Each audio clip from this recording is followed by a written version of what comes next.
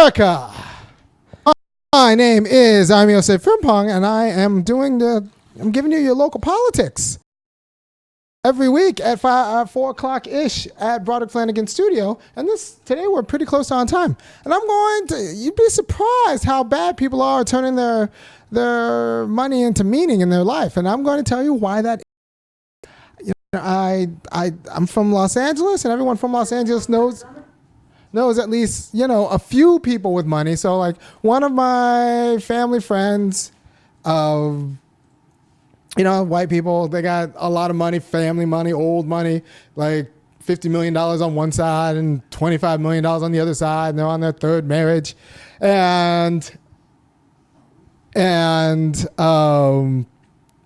of that money's coming to me because, they're friends, but like not like that kind of friend. Anyway, so that group is about to one of the family's about to get divorced, and the lady's in her late 60s or mid 60s, and I'm just thinking, they have an infinite amount of money and they couldn't work out, and the kids aren't doing very well. The grandkids are kind of dicey too. So I'm just thinking, you have access to roughly, $60 million around your family. And you can't turn that into good kids in a marriage. You're just bad at things. And did you say $60 million? $60 million. Yeah, you could. And like $60 million would solve, I'd solve all my whole blocks problems. Like, it's not just $60 million. Not only So white people are bad at turning money into meaning. Now, admittedly, they spend a lot of that money getting away from black people. So that's a big money suck too. I know it's very stressful. By the time you subtract out the escaping black people and black people problems out of white America's line item, they don't have as much afterwards, but they have enough even after they fled. I mean, $60 million. That's a lot of money. Fleeing. That's a whole lot. You can go a lot of places where they don't allow black people. For $60 million, you could just hop from place where there are no black people to another place to another black people to another, by helicopter. Run into not a Negro in this entire. Except maybe on the tarmac. Go on the tarmac. That guy won't say nothing. So how to turn money into meaning, and how people get this wrong. I also teach logic and critical thinking, so you're going to learn a lot in the next 15, 20 minutes or so. But after that, but first, Matthew, go ahead and hit the beat. To the beat, y'all. Yeah. Sound good to me. Never change the ways for the world or the government. If I was the president, then I would state facts. You leave it up to me, I paint the White House black and it can feature in your front. All right, so how white people screw up their lives? People with money have a hard time turning money into meaning. First thing, you spend too much money fleeing black people. Your private school did not save your kids from being worthless. They would have just been worthless had they gone to a regular public school amongst the Negroes. Lori Loughlin proved that. She still had to buy private school kid. Still buy her way into a college. Exactly. And you see, the Laura Loughlin is the woman from Full House. She bought her kid into USC and then got busted for it. Paid $500,000, I want to say, to get into USC. I got into USC. It wasn't that hard. But Lori, USC, University of Southern California in LA. But Lori Loughlin's kid is also really basic. And that's another thing. She's worse than basic. She's pretty boring. So a lot of you guys with money end up raising kids you don't even like because your kids are boring and basic, and you spend all that money getting away from black people. They would have been more interesting had they just gone to the school in the hood. You didn't have to go to the suburbs. So now you are bored of your kid because your kid is boring because you tried to keep them sheltered away from us, and we would have just made them interesting. You're welcome. Making America interesting. That's what we do. All right, so how to turn money into meaning. First of all, we have to understand what a meaningful life is. I'm looking down at my notes here. What did I write down? Kind of scribbled. Okay. A meaningful life is going to be disclosed at your funeral. If you don't know, what people say at your funeral is going to pretty much answer the question if you've been to a meaningful life, if you've had a somewhat meaningful life. Now, I have been to good funerals and I've been to bad funerals. I've been to funerals where people had to kind of make up things for what to say because the person who died didn't actually make any moves or do anything memorable. And that's a sad thing. That's a whole life that could have been exchanged with another whole life because the lives were interchangeable. So don't be interchangeable. I've been to that funeral. I remember the pastor asking, does anybody have anything? Want to come up and say anything? Everyone's like, and like you could hear crickets. Nobody's got anything to say. They just followed the script or like. And then finally, someone got up and some random things together. I was like, you followed the script and then he died. He's a good person. He was fine. So don't be interchangeable. If you find yourself being interchangeable with someone else who is like similarly tall as you, like you're not on the way to living a meaningful life. Don't be interchangeable. Don't spend all of your money fleeing black people and poor black people problems. It's just a waste of everything for a variety of reasons. Second, but you still have to be a functional member of the community. So you have to be a functional member of the community, just not an interchangeable member of the community. Does that make sense? You have to be a functional member of the community, just not an interchangeable member of the community. They can't just replace you with some other person. So if you're a member of your community, whatever it is, and they could just, if you're Brad in that suburb and they can just replace you with Chad, and there are a lot of you out there who are replaceable and lose nothing, then you're not living a meaningful life. And your wife, Tiffany, probably has a medicine cabinet full of stuff. Yeah, she's got a life, and she's not going to miss you at all.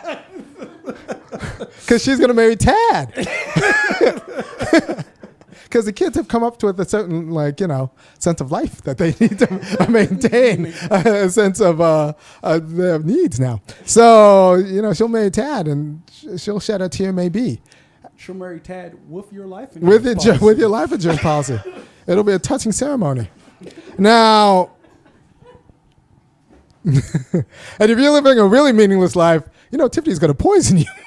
We don't talk about there's a lot of, we don't know. There are not a lot of autopsies in these United States. People are poisoning other people all the time and nobody knows. So I don't know. They say if you drink antifreeze, you will simply appear intoxicated. I will not point out what white woman told me that. But it's the truth. And the autopsy, I just thought about it. Like you said it, I was like, white women kill their husbands all the time. Not related to her. We do not take autopsies. We will never know. That's just the truth. You heard it here, but we all know it's the truth. All right, so if you're living a meaningful life, someone will have something. Lots of people have lots of different things to say at the funeral. Because if you just did that one thing that one time in front of a lot of people and everyone only has that one story, that means you just had that one moment. People should have stories, plural. Right? So what does it take for something to be recounted at your funeral? It will be memorable. And if anybody could do it, that means it's not particularly memorable to you. Second, for it to be memorable, it would have to be something that's reasonably unique to you as an individual. Not something just anybody would say or do. So you have to be a functional member of the community, yet be an individual insofar as you're saying and doing things that not everybody would do. And preferably for the good of the community. That would be nice, right? So that means your individuality needs to be made into concrete action. Your individuality needs to be made into concrete action. You can't just keep it in your head and be like, well, I thought about a lot of things. It's going to be about what you do. Nobody's going to remember you about what you thought about doing. They might remember if you actually do something and fail. That could be great. I do a lot of things and I only succeed at some. I only succeed at a handful.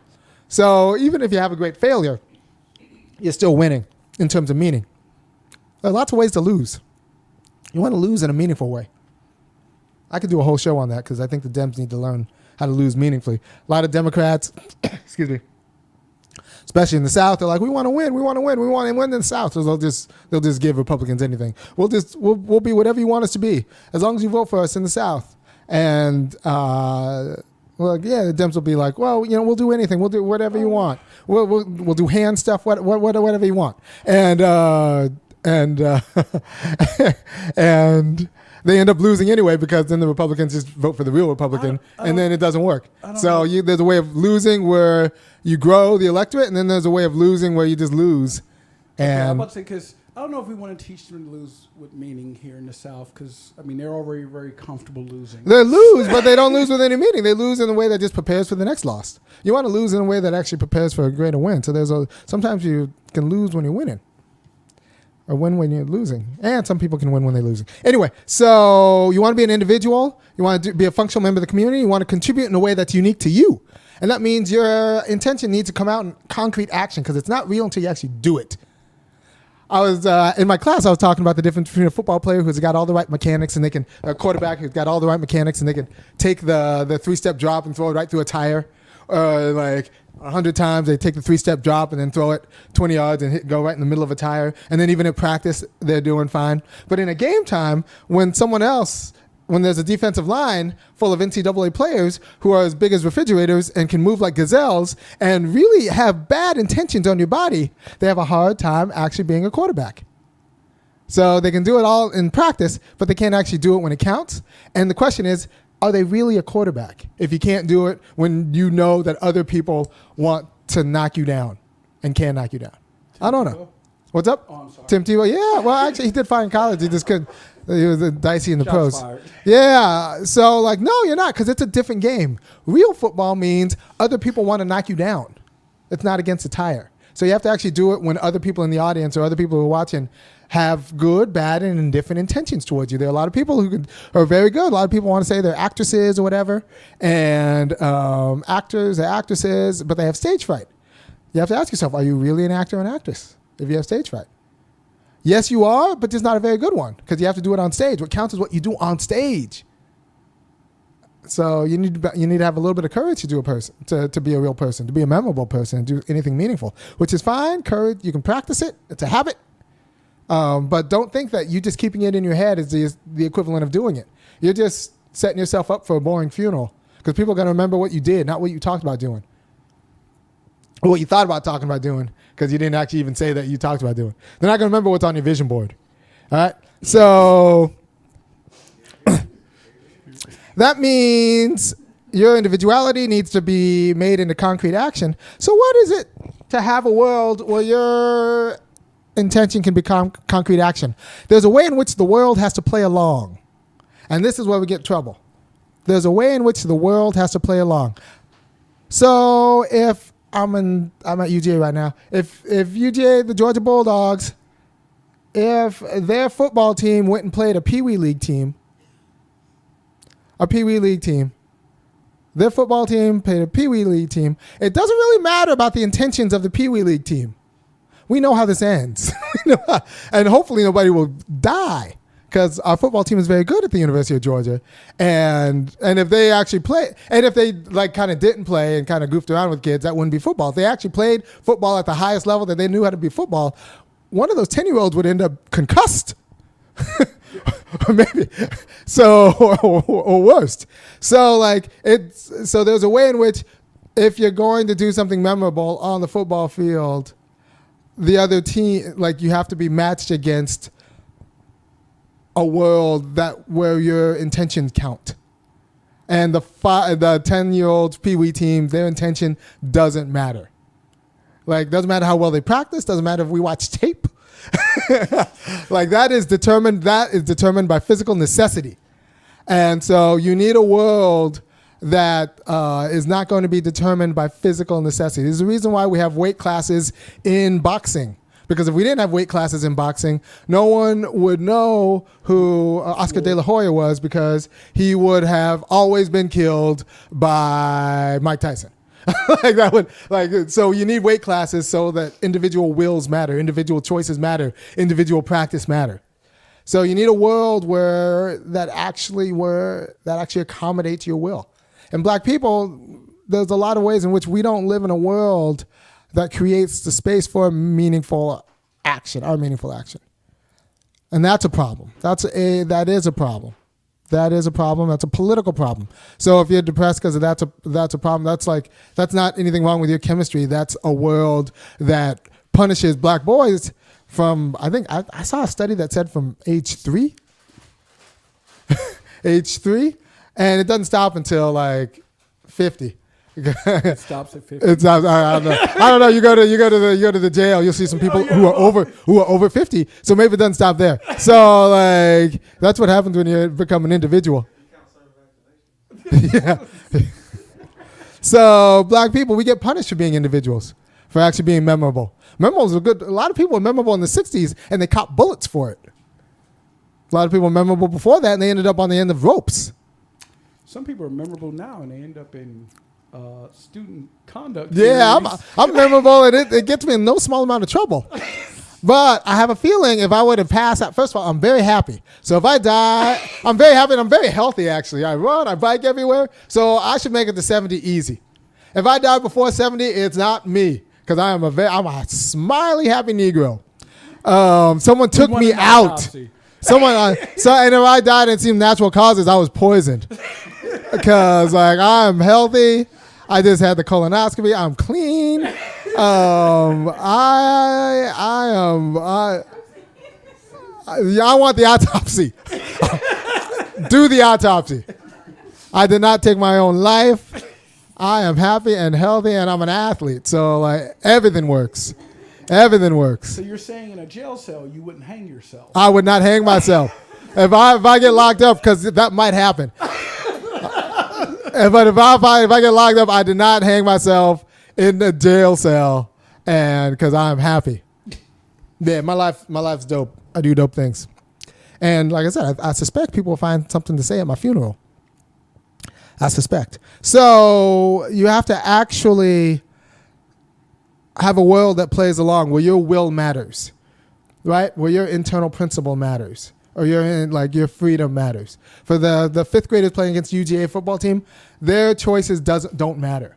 They will be run over, right? Now that's why UGA versus Florida, UGA versus Alabama is like an actual game, because like it does come down to coaching. It does come down to the choices that the players made. That does come down. There's a catch in the Super Bowl about 2 years ago. Julian Edelman, like those of you at home who remember the catch, who watch the Super Bowl. I do a lot of things. One of them includes sometimes watching a Super Bowl. Anyway, there was a catch he made like on the fourth quarter, and like I don't know how many people would have had the focus and concentration to just like do it. That was memorable. I remember it. I'm talking about it now because it was very memorable, because not a lot of people would have had the, like with like 300-pound bodies flying around you. He had that much concentration and will to make that catch. And some of you at home remember that catch. And when I was in class, I first talked about the Kirk Gibson home run, which was memorable. But I forgot the students in my class were not around. They were born in like 9/11, right? So they don't remember. And I was in LA in like 87. So like I saw it live. I remember everything. Gibson like waddling up to the plate, and yeah, the whole thing. So that's what makes it memorable. Some people think about like the Thriller in Manila, the Rumble in the Jungle being memorable. But like it's because there's kind of what's on display is their uniqueness, not necessity.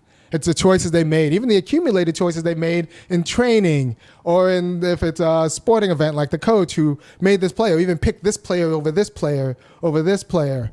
That's what's on display, and that's why it kind of has to be even for it to be a good game, and that's why you need weight classes and all that stuff.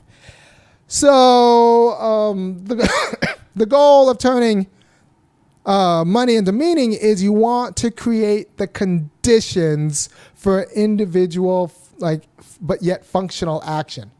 And so that doesn't mean traveling somewhere to get experiences.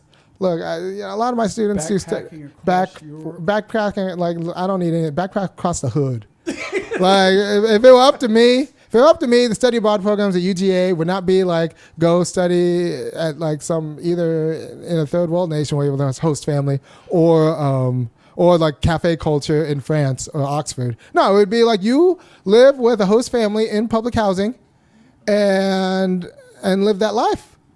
That would be more educational than you just coming back from Oxford and saying schedule and calling the trunk the boot. Or coming back from France with a fake accent. Like, I don't need that. You're still the same dude. Like, some people come back from study abroad programs worse because they have more affects. So no, just go to the hood. And you don't need to go to Africa to go to the hood. We're a third world nation, right? And most college towns have a third world nation Southern in the Alabama. black. Yeah, like it's just like Columbia. I suspect the black people in Columbia, South Carolina, are not doing so hot. So if you're at the University of South Carolina, you don't have to go to Oxford. You can just go hang out with the black people in Columbia. I suspect the black people in where's the University of Alabama? Tuscaloosa. I suspect Tuscaloosa's got a pretty good black population who aren't doing as well as the University of Alabama students. So, like, you go live with them. If you can't figure out where to find them, just ask your fellow students where you're not supposed to go. That's supposed to go. That's what the study abroad program should be. Because you're not going there now. It might as well be abroad. Like, you're not going there. So, like, it might feel like a different country. Because it's a failed state within a functional state. And that's black communities in America. So live a meaningful life. You have to do something individual. You have to do it, but yet be a functional member of the community. But that means for your individuality to come out, it can't be determined by necessity. And I put I did this illustration in class, and I got enough time. I'm just going to do it now because I think it's very good. Right? So if you're a farmer, anybody know, some of you guys know, been around farms, sometimes things go into the ground at some point in time in the year. Actually, if you're a real farmer, you know that, like, the only way to know the ground is to know that piece of ground, like what goes into that piece, usually over generations. You know how to farm on this land at this time with this crop at this time of the year. But like most people know that, like, things go in the ground at different times of the year and things come out of the ground at different times of the year. Right? So, and that's a kind of knowledge. So you know the internal principles of, like, soybeans have a different nature than corn, which has a different nature than cotton. And, like, you have to know that, and that's about their internal principle. Like, you have to actually study the crop, or, like, have a grandfather who, like, did this through iterations. And so you just know what works on this land, on your family's land. And so, they have different natures. Now let's pretend that you have two things. You have bleach, which will just kill it all, regardless of the nature. Or you have, like, some super miracle fertilizer, which will grow anything regardless of the time. Super miracle fertilizer and bleach. So you have super miracle fertilizer and then bleach. So you can grow anything all the time, and then when you don't want it anymore, you just kill it. Now you actually don't need to know how to farm in the same way. Right? So there's a logic that you don't need to know. The internal principle of the cotton doesn't matter because you have super miracle fertilizer. When you want it gone, you don't need weed killer. You got bleach and super miracle fertilizer. But you don't need to, like, the internal principle of the food of the seed doesn't matter. It's all driven by necessity. So your success has nothing to do with, like, your relationship to the seed and your knowledge of the seed. It's got everything to do with the fact that you have super miracle fertilizer. Right? So there's a way in which for individuality to come out, it can't be driven by necessity. And we also know cooks, right? Some people actually know how to cook very well by drawing out the flavors of the food, and some people just throw salt, and it tastes good. They think they know how to cook because their food tastes good because they use a lot of salt. And is what it is, kinda. But one person you say, like, actually knows how to draw out the food in a way that the person who just is like, I'll just cook and put salt, doesn't, because it's the salt doing the work, not the food. Not like I got the beaniness of the bean and the broccoliness of the broccoli and the this particular meat, I got it to sing like just right by cooking it just right. Like, that's an art but you're bringing out what's already in there, right? With humans, it's different because we don't have a nature. We're kind of free. But in order for us to be brought out, we can't be determined by necessity. Nobody knows the real personality of an alcoholic because you just know them when they are determined by the alcohol. Like, you don't know them when they were sober. Like, You don't know them when they're sober. Sometimes you don't even know how attractive people are until they get clean. You're like, I didn't even know you were cute. I didn't know. So like, in order for the uniqueness, the meaningfulness, of the person to come out, they need to not be determined by the necessity. If the necessity is internal, like a pathology, or one that's imputed, like the fear of like being around black people. As long as your personality is determined by some sort of necessity, if all your decisions are made by necessity, I just married this person because they were safe or secure. And when white people say that, that means like they earn like 6 figures, not even like 5. 6. When white people talk about like marrying for security, they're not talking about like $55,000 a year. No. They're talking about he just got tenure. Right. They're talking about like 120. And 3 generations of his name. yeah, and his father also got tenure. And then they're surprised when they're bored because it's meaningful, because the decisions were made by external circumstances. Nothing about like themselves. It was all about like what would secure me. So. And that's why if you go to the suburbs, you go to any medicine cabinet in any one of these white flight suburbs, you'll find a lot of pills, because people have a hard time finding meaning of their life because they don't want to be an individual and they don't want to take that risk, and they're trying to be meaningful without taking risk, be meaningful without courage, and that doesn't work that way. And they're trying to buy meaningfulness by either marrying well or just spending money, and you can't buy meaning because meaning's going to come from your relationships with other people. So you need to invest in meaning. This is one thing. All right, so people who don't have money will say that you'll make a lot of money by saving. And people, and that's what they always tell black people, you just need to save. Meanwhile, they're making like $120,000 a year and like have like an inheritance and like investments, and like saving is a way to save. You will only ever save pennies. If you're making pennies, you'll only ever save pennies. You need to invest. You need to invest in the way, if you have money and you're having a hard time turning that money into meaning, and a lot of you people are having a hard time turning that money into meaning, the first thing you can invest in is me. Because what I'm doing right now is making myself darn near unemployable by giving this kind of knowledge every Friday at 4 p.m. So go to thefunkyacademic.com and go on the left panel. The left panel will allow you to give $5, $15, or $50 a month, or you can make a one-time huge donation. But I'd like $50 a month, and some of you can pay for it. And honestly, some of you have gotten more out of the last half hour than you ever got from your therapist, and you pay them a lot more than $50 a session. So you're welcome, and you can find the bill at thefunkyacademic.com. You look on the left panel, and you can give me $50 a month. I am very grateful, and I will keep trying to dispense my wisdom, hard-earned, for you for free. Well, not for free, for $50 a month at your discretion, or 5 or 15.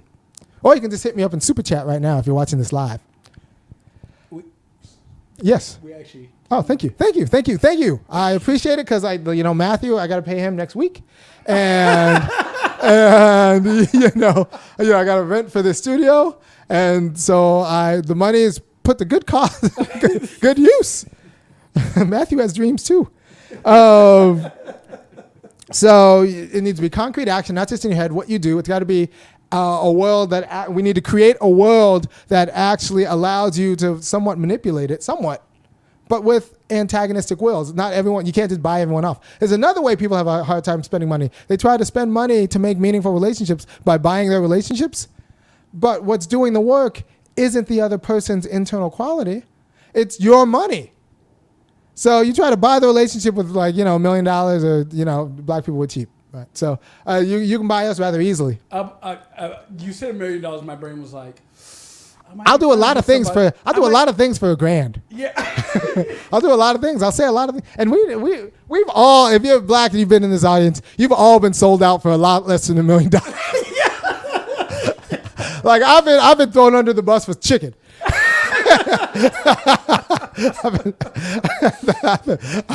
I've been thrown under the bus for a chicken sandwich. So like we've all been thrown under the bus for lots of things. Like we've all lost jobs from other people. white and black, just throwing us under the bus for cookies, for kudos, for a pat on the head, for a promise of a maybe raise you might get next year. You'll throw me under a bus. I had a boss who wanted me out of the company, and it was Borders, HR. We're in the cafe. They throw away broken cookies. I ate half of one. And they were like, gotcha. An LP investigation got me fired for half a cookie. I picked out of the trash. Literally, the woman at the unemployment office says they legitimately wrote down here they fired you for eating a cookie. Yeah. Yes. Yes, that's black in America. They don't fire pretty white ladies for that. I'll just tell you right now that's not. I've yet to meet an attractive white woman who was fired for eating a cookie. And I can find several Negroes from here to my house who will have very similar stories. Yeah. What?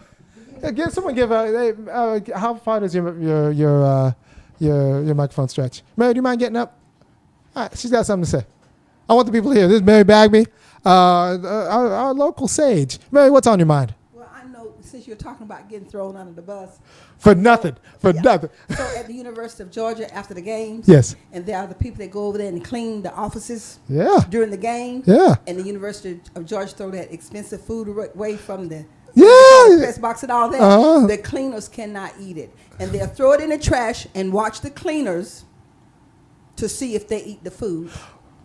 And you will get fired from your job. So it's not just them. You are another contractor, but they watch you. They throw the nice, clean food away, and you better not touch it.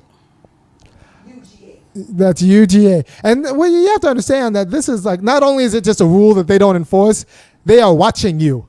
Yes. They pay somebody to stand there and make sure you don't eat. Like, if you hungry, you better not touch nothing. I got my job is to keep you from eating. Pick it up. Why is it every football season? Yeah. I feel like we start building up towards worse and worse topics about the University of football. Yeah, every year. Because football is anti-black. Well, like it's like the Hunger Games for black people. So we go watch the winner. Meanwhile, like, I don't know. I have a lot of feelings about that. Oh, yeah. I have a lot of feelings about what we could. I think NCAA players, people talk about, well, Jay-Z is trying to get in the game because he's buying a football team. No, if Jay-Z were actually wanted something, what he would do was say, like, we need to back the players union, and then we need to support initiatives that force the NCAA to offer trust funds to all the kids on all the top 25 teams. Trust funds.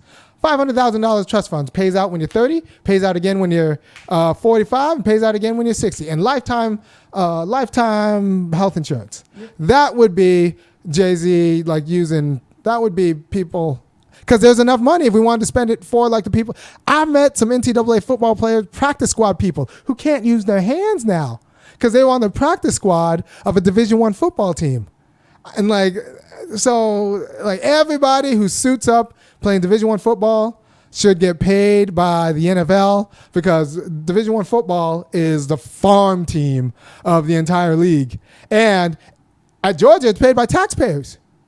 We are tax subsidizing the NFL and women's soccer because now they have to pay the women's leagues as much as the men's leagues. Anyway. Which I think, no, it's Title IX. It's always Title VII. Well, yeah, but Title IX. But it's always been the case. But like, it's just weird, and money is just not. It's going to everywhere except to black men's hips and knees. And I want our young cornerbacks to be able to walk when they're 50 without the use of two canes. 50-year-old men walking around with two canes because they played college football. Nope. And that's not going to be me because, one, I didn't play college football. Two, I'm very healthy. So if you ever see me with two canes because someone broke my knees, I did not fall. Never had a situation where you worry about I'm an agile Negro. Like a cat. So... how to live how to turn your money into meaning you need to invest in institutions that create meaning. It's going to feel like wasting money because you're not going to be able to buy things. And the institutions you're not going to be able to control 100%, because if you control the institution 100%, it's not going to be meaningful because everybody's going to be kissing your ass. So you need to invest in an institution, like, for example, the Funky Academic, that's going to actually help you be free with other people. Because you're only ever free with other people, and you're only ever free if necessity isn't doing the work. And sometimes necessity looks like a lot of money. You can pay a lot of people to say whatever they want to you, but it still won't be meaningful because they're only doing it out of the coercion of the check. Right? So, hope this has been helpful. And, you're probably screwing up your kids too because you're keeping them safe as opposed to teaching them how to live meaningful lives. And then in 15 years when they're adults and they bore you to tears because you spent your whole life trying to keep them safe as opposed to teaching them how to live meaningful lives, that was your fault. But it doesn't have to be the case. If you want me to do more on this, pay for it. And I will do more on this. Take care, and I will see you next week. Peace.